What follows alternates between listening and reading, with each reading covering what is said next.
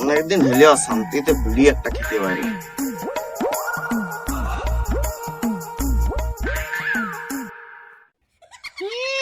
এখানে কি করছো?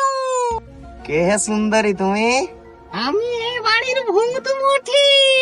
তাহলে আমি কে? তুমি আবার কত নম্বর সুন্দরী হে? আমি তো এই বাড়ির আসল ভূত।